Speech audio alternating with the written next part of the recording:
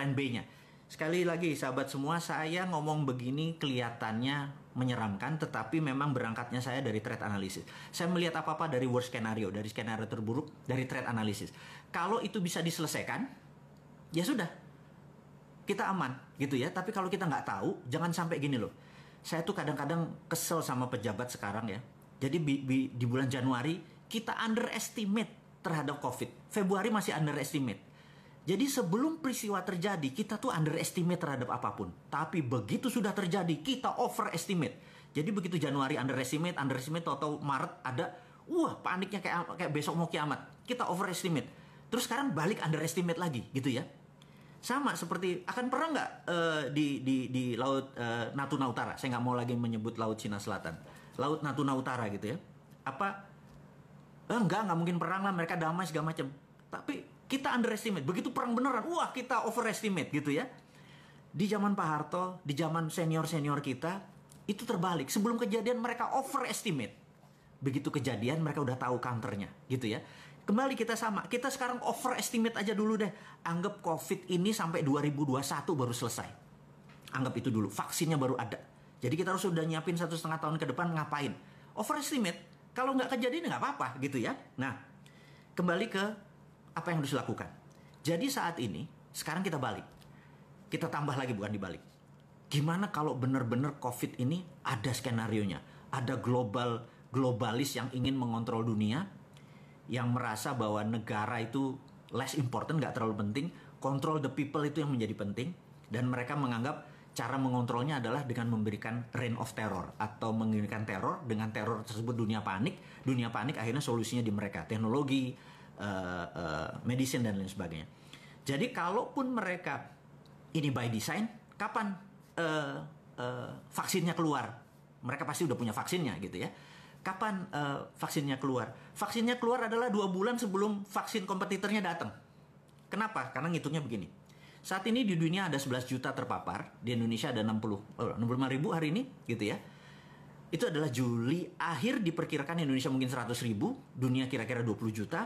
Di akhir 2020, dunia kira-kira mencapai 50 juta. Di pertengahan Juli 2021, mungkin sekitar 300-an juta. Dan diperkirakan akhir 2021, 1 miliar manusia terpapar oleh COVID. Dan bagi globalis, cabal, bagi mereka yang orang jahat-jahat ingin mengontrol dunia ini, disitulah baru mereka keluarkan vaksinnya 2 bulan sebelum itu. Karena apa? Udah 9 orang. Kalau 10 juta masih belum, gitu ya, udah 9 orang. Jadi sahabat semua, terlepas ini ada konspirasi atau tidak, angka 2021 itu menjadi visible negatifnya. Nah, kalau 6 bulan pertama sudah menghancurkan ekonomi sekian persen, apa yang terjadi 6 bulan kedua di semester tahun ini? Kita harus prepare, harus bersiap-siap apa yang akan terjadi. Apa yang akan terjadi nanti kita bahas, sabar. Ini gratisan aja kok, banyak nanya gitu ya, sabar. Tahun 2020, Anda tahu video saya, boleh cek, 10 bulan yang lalu saya mengatakan 2020 resesi, 2021 puncak resesinya. Tapi saya menganggap saya mungkin salah. Jangan-jangan 2021 adalah depresi. Kalau depresi ini terjadi, Anda sekali lagi harus hati-hati terhadap planning Anda. Jadi sekali lagi, Anda jangan buru-buru. Anda masih muda, Anda adalah calon pemimpin bangsa ini. Langkah Anda benar-benar hati-hati. Anda belajar, diskusi. Selalu overestimate, tapi langkah Anda, baby stepnya benar-benar solutif gitu ya. Teman-teman, mudah-mudahan Anda kebayang apa yang akan terjadi dengan versi saya informasinya ini. Udah kepanjangan nggak? Mau nambah lagi nggak? Udah 40 menit nih. Anda gratis ya minta panjang gitu ya. Kasih saya jempol kalau Anda lanjut atau sudah ditutup sampai sini. Oke, lanjut ya. Oke, saya kasih informasi lagi. Jadi kalau minggu kemarin kita bicara tentang MMT, Modern Monetary Theory, dengan SWF, Sovereign Wealth Fund, di mana kita udah punya contoh waktu itu kuda laut, kita pakai di zaman Pak Ibnu Sutowo, sekarang mereview aja. Kemudian kita menggunakan contoh seperti Dubai atau contoh seperti Aramco, Saudi Aramco, di mana ke depan mereka akan menggunakan Sovereign Wealth Fund, dan kita menyarankan Indonesia tidak perlu ngutang. Jadi contohnya gini, kita audit nikel kita, katakanlah nikel kita nilainya 1000 billion, kemudian 20% nikel kita forward, kita ambil uang 200 billion dolar untuk membangun Nusantara. Tidak perlu hutang karena kita forward. Jadi bukan pinjaman ala Ibu Menteri. Ini beda karena ini kan negeri Sontoloyo ya, bukan negeri yang di seberang itu. Jadi kalau kita nggak bakal ngutang, itu ngutang tuh bukan kita banget. Ngutang tuh bukan anak milenial. Anak milenial tuh cash gitu ya. Karena kita kaya, bener nggak? Ngapain ngutang? Terus kedua adalah mengenai printing money. Printing money ini menjadi penting. Jadi kita tahu generasi tua di atas kita ini takut sekali sama namanya inflasi. Karena mereka pernah merasakan susahnya inflasi. Atau negara tidak dikontrol seperti tahun 98, inflasi sangat cepat sekali sehingga barang-barang nilainya menjadi tak bernilai. Kemudian juga di tahun 60-an, 66 terutama itu terjadi hyperinflation di Indonesia. Tapi sekali lagi, karena printing money itu mereka tidak setujui karena itu bisa menyebabkan negara dalam keadaan inflasi. Saya mau menerangkan tentang inflasi dengan cara yang sederhana. Jadi gini, inflasi itu tidak ada selama printing money-nya ada underlying. Ini harus diingat. Jadi saya sekedar mengingatkan sahabat semua, saya ulangi lagi, Anda mungkin pernah dengar tapi ya biar ilmu ini nancep ke dalam, repetition adalah segalanya. Repeat gitu ya. Jadi keunggulan adalah tidak ada. Keunggulan adalah seseorang yang merepeat sesuatu sehingga menjadi keunggulan. Saya akan repeat lagi. Jadi kita tahu di awal tahun 89 terjadilah dialog yang sangat menarik di mana Deng Xiaoping pada saat itu pemimpin Cina sedang berhadapan dengan demo masyarakat Cina yang pengen menjadi negaranya menjadi demokrasi. Kemudian ada 11 jenderal dari Partai Komunis Cina yang menghadap Deng Xiaoping bilang, lebih baik kita tidak menjadi negara demokrasi, mereka kita babat. Tapi kalau Anda memilih demokrasi, Anda memilih memenangkan perjanjian seperti dengan Ronald Reagan. Jadi waktu tahun juga ada perjanjian dengan Ronald Reagan untuk jadi Cina 40 tahun kemudian menjadi negara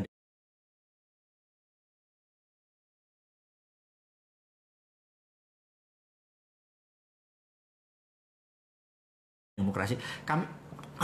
Kami bersebelas tebas saja lehernya gitu ya. Kami nggak usah ngikutin. Deng Xiaoping sangat dilema, kemudian keputusannya adalah dia memilih sahabat dia, jenderal yang 11 itu, kemudian dia libas itu demonstran dan Cina menjadi negara tertutup, kemudian dia fuck IMF, fuck World Bank, dia udah nggak butuh gitu ya.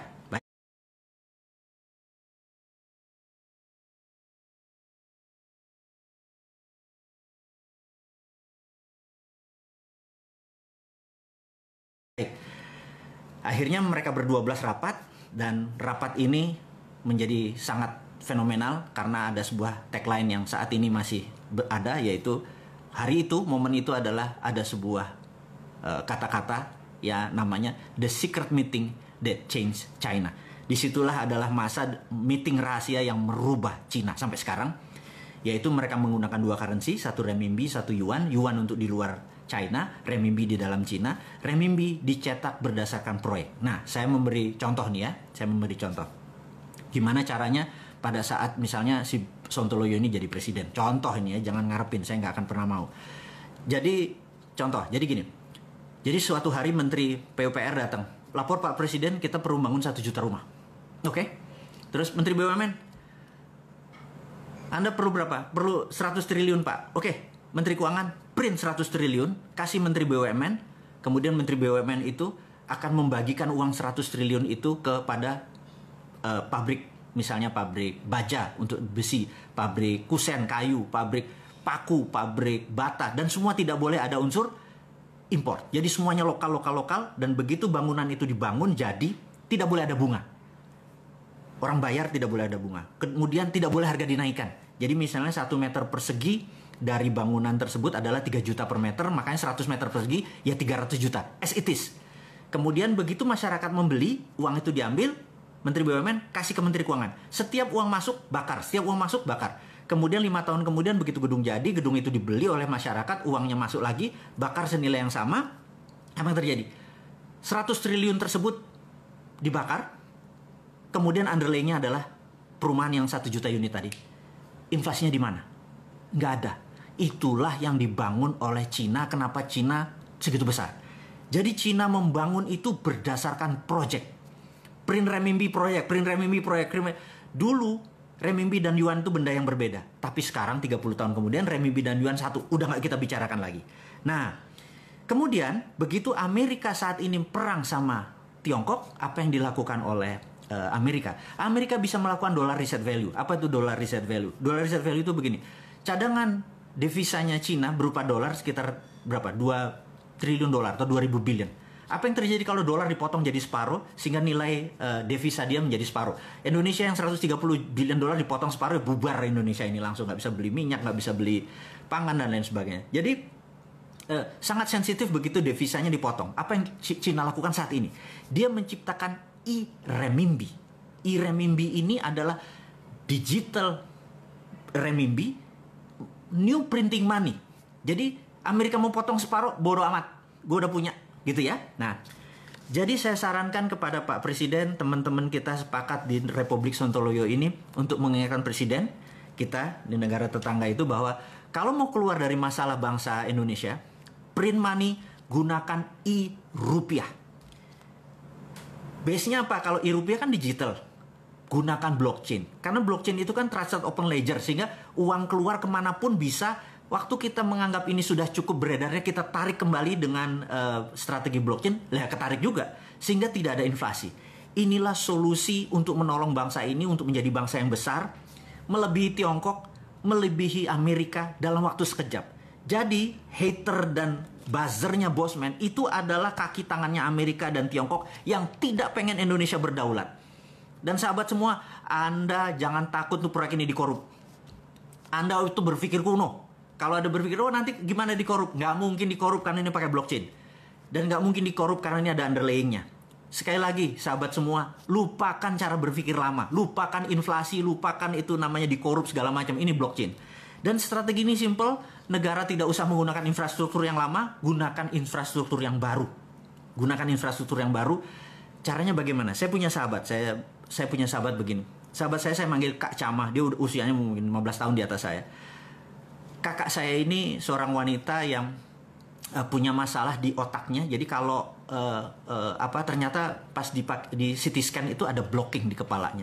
Jadi tapi kalau dia dioperasi itu kemungkinan selamatnya cuma 30%. Jadi sementara kalau dia lagi kesakitan itu painkiller termahal pun tidak bisa menyembuhkan rasa sakitnya.